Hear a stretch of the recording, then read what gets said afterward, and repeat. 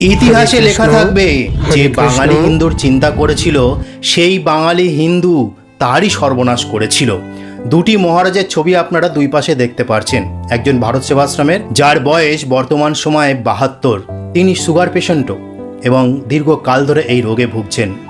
সেই সুগারের রোগ সাথে নিয়ে এই 72 বছর বয়সে প্রত্যেকটা বাঙালির গ্রামে গঞ্জে ঢুকে তিনি প্রচার কার্য চালিয়ে যাচ্ছেন যে বাঙালি, তোমরা নিজেদের ধর্মটাকে ধরে রাখো, তোমরা হারিয়ে যেও না, নিজের মাটিটাকে ধরে রাখো, তোমরা কখনো এই বঙ্গভূমি ছেড়ে চলে যেও না। অপরদিকে কে আছে? চিন্ময় প্রভু আছে। চিন্ময় প্রভু কী করেছিল?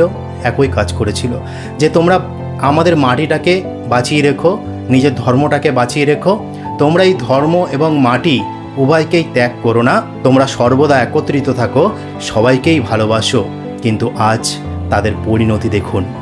চিন্ময় প্রভু আছে জেলে, তিনিও একজন সুগারের পেশেন্ট, তারও হাই সুগার। আজ 1 বছর হতে গেল তিনি কারাগারের মধ্যে বন্দী। কেউ দেখার নেই, কেউ উচ্চবাচ্য করার নেই, কোনো বাঙালি হিন্দু কোনো কিছু লড়াই করছে না। আর এদিকে মহারাজকে দেখুন, এই বাংলার, যার বয়স 72 বছর বয়স, সেও একই কায়দায়, মানে সেম যেভাবে চিন্ময় প্রভুর অবস্থা দেখছিলাম আমরা, সেম একইভাবে সে হয়তো কিছুদিনের মধ্যে হয়তো কারাগার কী হবে জানি না, তবে এইসব চলছে, আপনারা দেখতে পাচ্ছেন সবাই। তো এখানে দেখুন, এইবার কেন বললাম যে বাঙালি হিন্দুই বাঙালি সর্বনাশ করেছিল, এটা ইতিহাসে কেন লেখা থাকবে? কারণ এই দুজনের বদলে অন্য ধর্মের ইমামকে বসান দুজন, একজন বাংলাদেশের ইমামকে বসান, আরেকজন এই পশ্চিমবাংলার ইমামকে বসান। তাদের ওপর যদি এরকম আরোপ উঠত, তাহলে সেই ইসলাম সমাজ, আমি তো তাদের অনেক ভালো বলবো, তাদের একতা নিয়ে, তারা যেভাবে একতা হয়ে থাকে, ওয়ান অফ দ্য বেস্ট ওয়ার্ল্ডের মধ্যে তাদের মধ্যে একতা আছে। তারা কিন্তু ঝাঁপিয়ে পড়তো, কোনোভাবেই মেনে নিত না নিজের ধর্মের অপমান, নিজের ইমামের অপমান, নিজের মৌলবীর অপমান, কোনোভাবেই সে মেনে নিত না।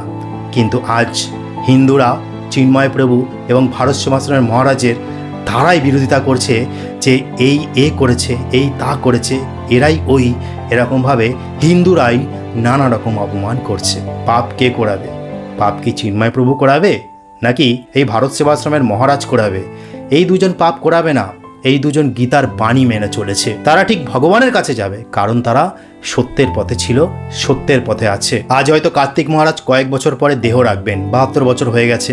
চিন্ময় প্রভু কারাগারে থাকতে থাকতে হয়তো তিনি মারা যাবেন, দেহ রাখবেন। কিন্তু আজ এই দুই মহারাজের অপমানে যারা চুপ আছেন, যারা নিশ্চুপ আছেন, যারা দোষারোপ করছেন, আপনাদের কিছু হবে না, কিন্তু আপনাদের প্রজন্ম আপনাদের কাছে প্রশ্ন করবে যে মা, বাবা, এটা তোমরা কেন করেছিলে?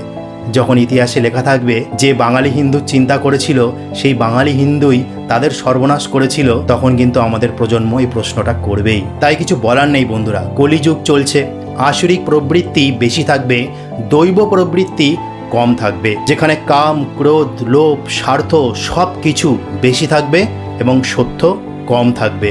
কিন্তু একটা কথা কি জানেন তো, সত্যের জয় অবশ্যই হবে, সত্যমেব জয়তে। আর যে যেমন কর্ম করবে তার ঠিক ফল ভগবান ঠিক দেবেন। তাই এই দুজন মহারাজ যে কর্ম করেছেন তাদেরও ফল ভগবান দেবেন, এবং যারা তাদের বিরুদ্ধে ষড়যন্ত্র করেছিলেন তাদেরও ভগবান ফল প্রদান করবে, আর যারা চুপ থেকেছিলেন তাদেরও ভগবান ফল প্রদান করবে। এই দুজন সাধু মহারাজের হয়ে কারা পথে নেমেছে জানেন? হ্যাঁ, হিন্দুরা কিছু পথে নেমেছে, কিছু, কিন্তু তার সাথে অন্য ধর্মের ইসলাম মতের মানুষও পথে নেমেছে এই ভারত সেবাশ্রমের সাধুর জন্য, আপনারা ছবিতে দেখতে পাচ্ছেন। এবং চিন্ময় প্রভুর হয়ে সরকারকে একদম শটানে প্রশ্ন করেছিল যে আপনি চিন্ময় প্রভুকে কেন গ্রেপ্তার করেছেন? এটা তো উচিত নয়, আপনি যে মিথ্যা মামলাটা দিয়েছেন সেটা অনুচিত।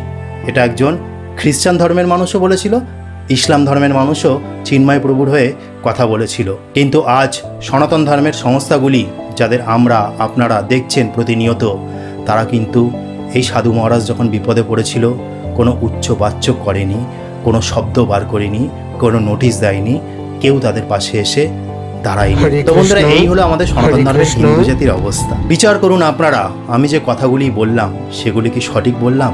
তো ওটা আজকে বলার ছিল। হরে কৃষ্ণ।